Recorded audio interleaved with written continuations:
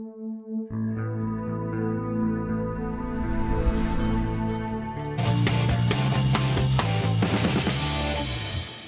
to the first part of a series you'll see here every Wednesday in the month of March, focusing on men in America.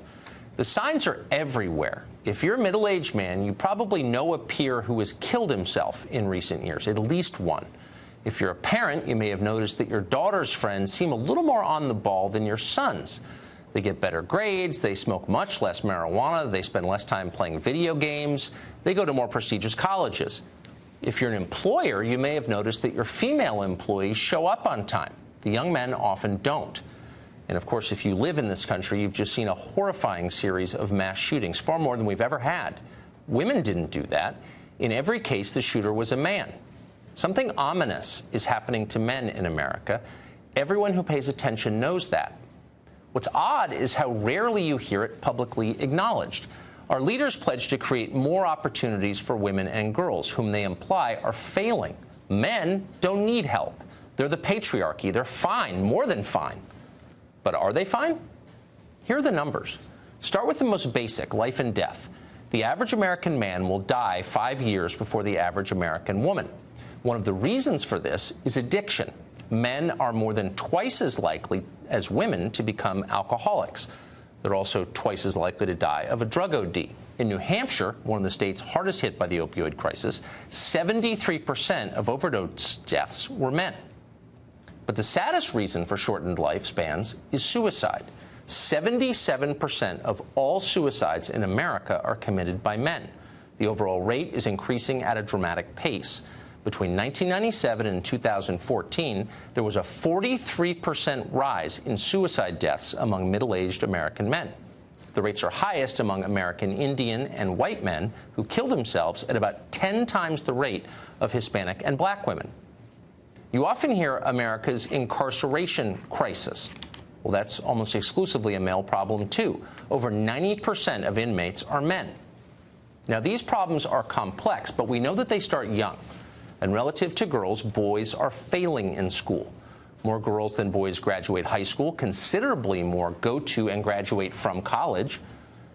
In schools at every level, boys account for the overwhelming majority of discipline cases. One study found that fully 1 in 5 high school boys had been diagnosed with some form of hyperactivity disorder. That's compared with just 1 in 11 girls. Many of them were medicated for it. The long-term health effects of those medications, not fully understood, but they do appear to include depression in later life. Women now decisively outnumber men in graduate school. They earn the majority of doctoral degrees. They're now the majority of new enrollees in both law and medical schools. For men, the consequences of failing in school are long-term and profound. Between 1979 and 2010, working-age men with only high school degrees saw their real hourly wages drop about 20%. Over the same period, high school-educated women saw their wages rise. The decline of the industrial economy disproportionately hurt men.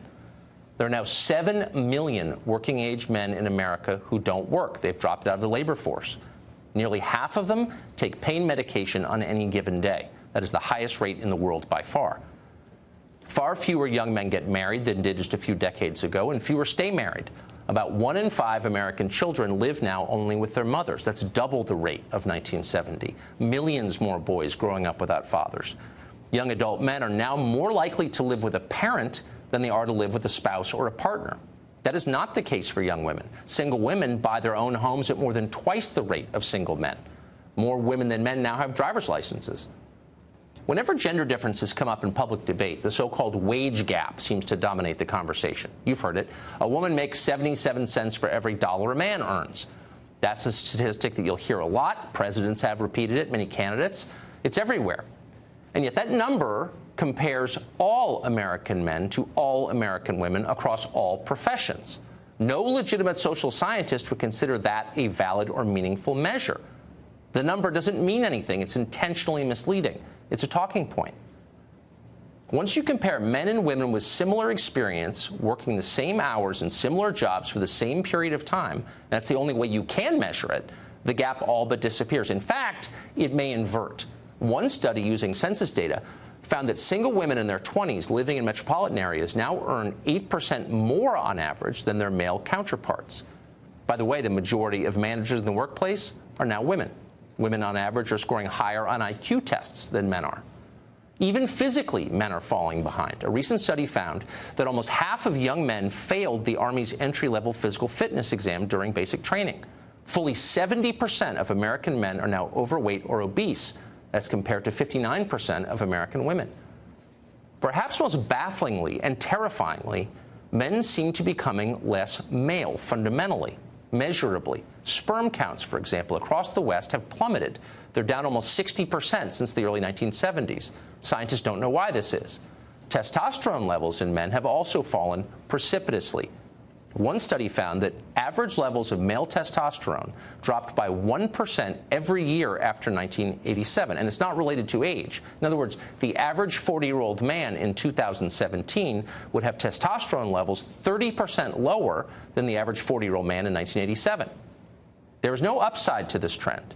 Lower testosterone levels in men are associated with depression, lethargy, weight gain, decreased cognitive ability. Nothing like this has ever happened to a population this big. So you'd think we'd want to know exactly why. What's going on? How do we fix it? And yet the media ignore that story. It's considered a fringe topic somehow. Nor is it, believe it or not, a priority in the scientific research establishment. We checked, and we couldn't find a single NIH-funded study on why testosterone levels are falling. We did find a study on, quote, pubic hair grooming prevalence and motivation among women in the U.S., So those are the numbers, and they paint a very clear picture. American men are failing in body, in mind, and in spirit. This is a crisis. Yet our leaders pretend it's not happening, and in fact, they tell us the opposite is true. Women are victims. Men are oppressors. To question that assumption is to risk punishment. Even as women far outpace men in higher education, for example, virtually every college campus supports a women's studies department whose core goal is to attack male power. Our politicians and business leaders internalize and amplify that message. Men are privileged, women are oppressed. Hire and promote and reward accordingly. Now, that would be fine if it were true, but it's not true. At best, it's an outdated view of an America that no longer exists. At worst, it's a pernicious lie. Either way, ignoring the decline of men does not help anyone. Men and women need each other.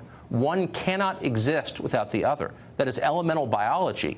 It's also the reality that each one of us has lived with our parents and siblings and friends. When men fail, all of us suffer.